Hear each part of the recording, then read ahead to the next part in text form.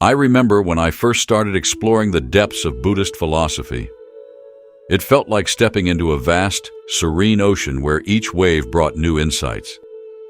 I wasn't raised in a culture that emphasized meditation or mindfulness, so diving into these concepts was both exciting and a bit daunting. I often found myself wondering, where do I even begin? As I started my journey, I quickly realized that Buddhism isn't just a religion. It's a way of life. The teachings are like guiding stars, illuminating the path toward greater understanding and inner peace. I recall one moment that stands out vividly. I was sitting in a quiet corner of my apartment trying to meditate for the first time. I had read about mindfulness, but putting it into practice was another story. My thoughts were racing. What was I doing? Was I even doing it right? That's when I discovered that meditation isn't about stopping thoughts. It's about noticing them and letting them drift by like clouds in the sky. This realization became the foundation of my practice.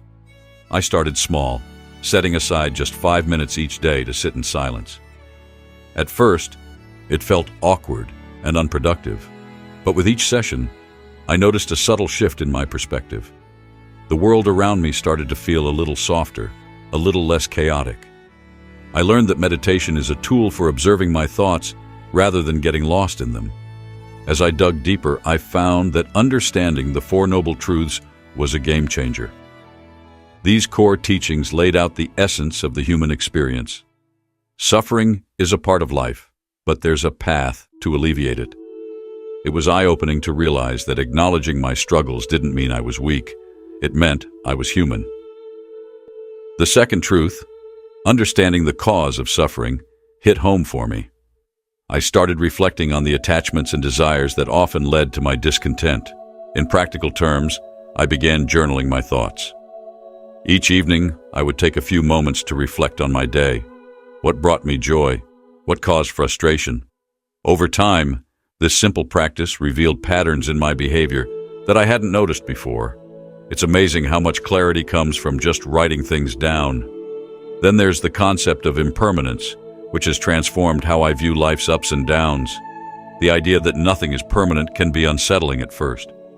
But I learned to embrace it as a reminder to cherish each moment. I think back to times when I was stressed about work deadlines or personal conflicts. Understanding impermanence helped me let go of that anxiety, knowing that those situations would eventually change. I've also encountered the practice of loving-kindness meditation, which is all about extending compassion to ourselves and others.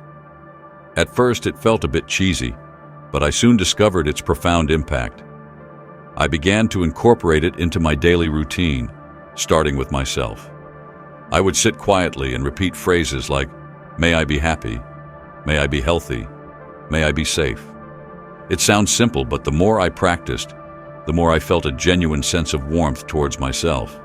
And over time, it naturally flowed into my interactions with others. What I've come to realize is that the journey through Buddhism and mindfulness isn't linear.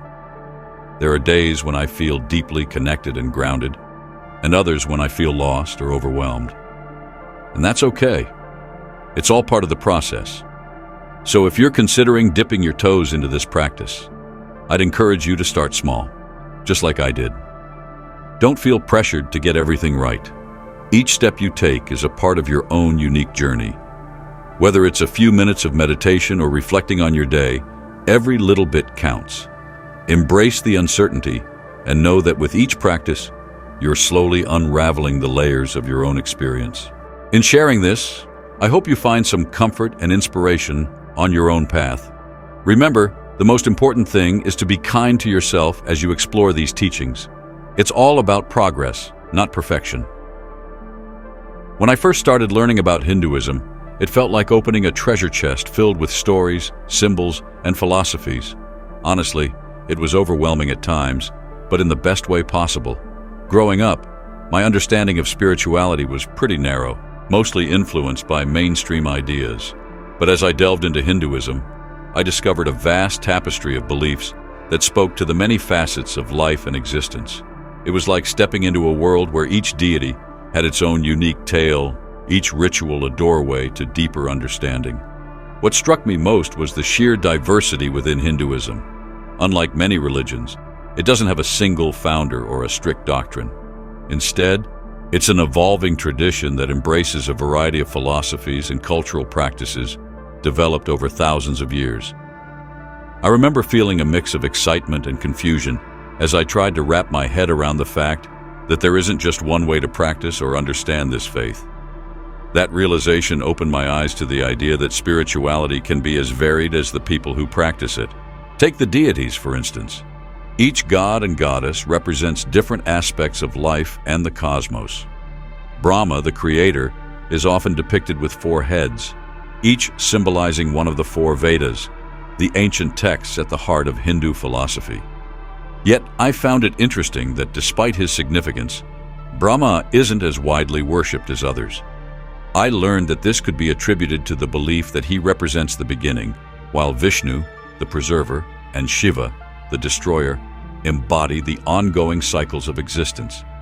Vishnu fascinated me, especially because he incarnates in various forms or avatars, like Rama and Krishna, to restore dharma or righteousness when it's threatened.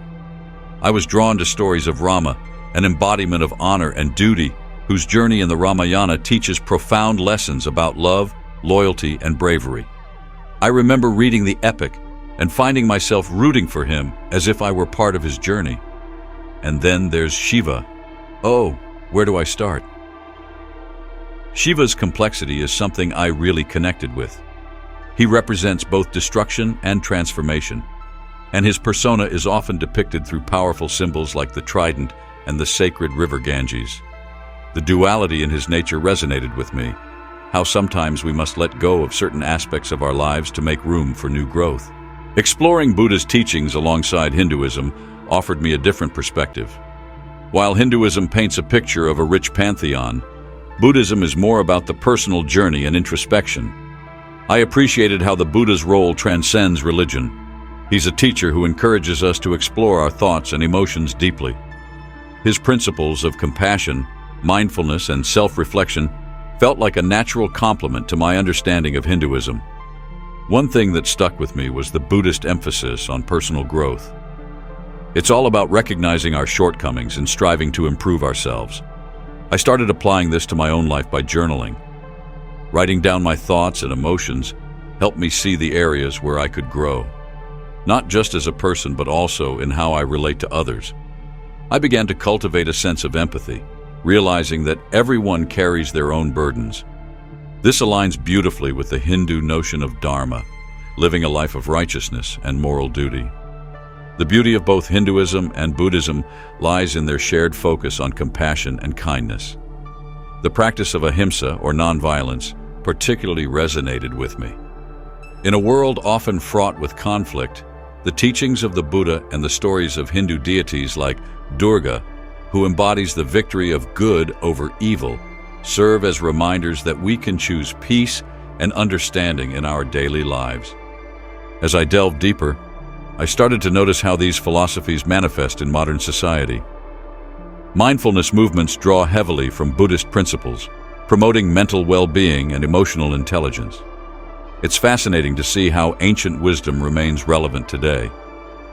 Many people, including myself, turn to these practices as tools for stress relief and personal development. Visiting temples and immersing myself in the rituals also helped solidify my understanding. Each act of worship, whether it's offering flowers or lighting a diya during Diwali, creates a profound spiritual connection. These practices have a way of instilling purpose and hope in daily life. They remind us of the divine presence guiding us, and honestly, they make the everyday feel a little more sacred. Reflecting on this journey, I've come to appreciate how both Hinduism and Buddhism offer rich, complementary insights.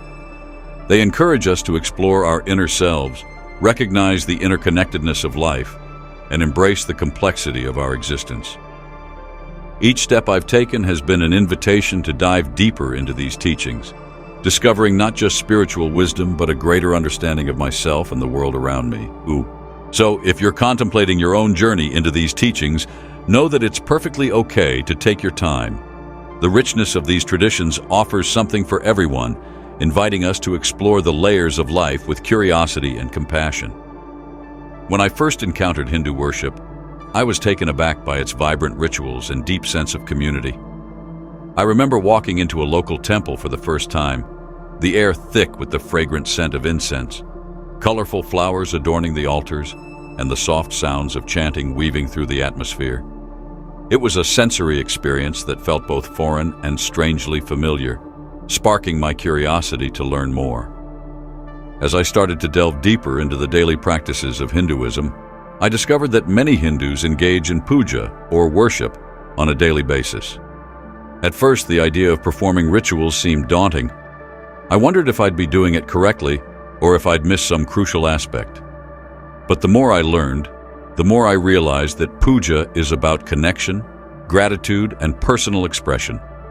People offer flowers, food, and light to their chosen deity, creating a sacred space to foster a relationship with the divine.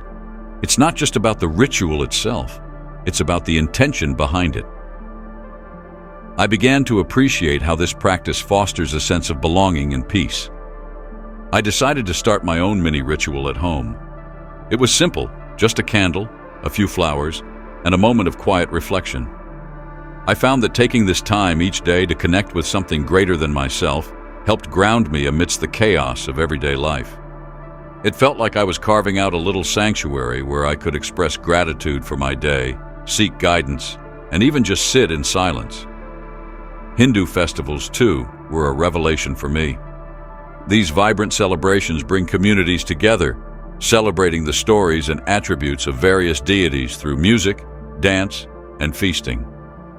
I was invited to a Diwali celebration one year, and the atmosphere was electric.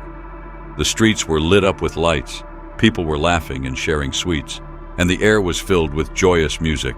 It was a beautiful reminder of how these occasions reinforce social bonds and cultural identity. I remember feeling a strong sense of belonging, even though I was new to the traditions. One of the most enriching aspects of Hindu deities is how they resonate with a wide range of human emotions and experiences. For example, I found the nurturing aspect of the mother goddess to be incredibly comforting. She embodies compassion, love, and protection, qualities that we all seek in different ways. And then there's the playful nature of Lord Krishna. His stories are filled with mischief and joy, reminding us not to take life too seriously. As I explored more about these deities, I was fascinated by how they're depicted in art, dance, and literature. The richness of Indian culture is reflected in the vibrant imagery and stories associated with these figures. I discovered traditional dance forms like Bharatanatyam and Kathak, which narrate the tales of the gods through graceful movements and expressive storytelling. Watching a performance felt like stepping into a living painting, where each gesture and expression conveyed deep meanings and emotional truths. It was a powerful way to connect with the teachings of these deities on a visceral level. The artistic expressions of Hinduism also struck a chord with me. Artists create stunning paintings, sculptures, and crafts inspired by mythology and spirituality, bringing ancient stories to life. Each piece feels like a bridge between the divine and the everyday, resonating with people emotionally. I began to collect small art pieces depicting various deities for my home, finding that each one added a layer of warmth and spirituality to my space. As I continued my exploration, I couldn't help but notice the parallels between Hindu deities and the teachings of Buddha. Both embody themes of compassion, wisdom, and the pursuit of a higher truth.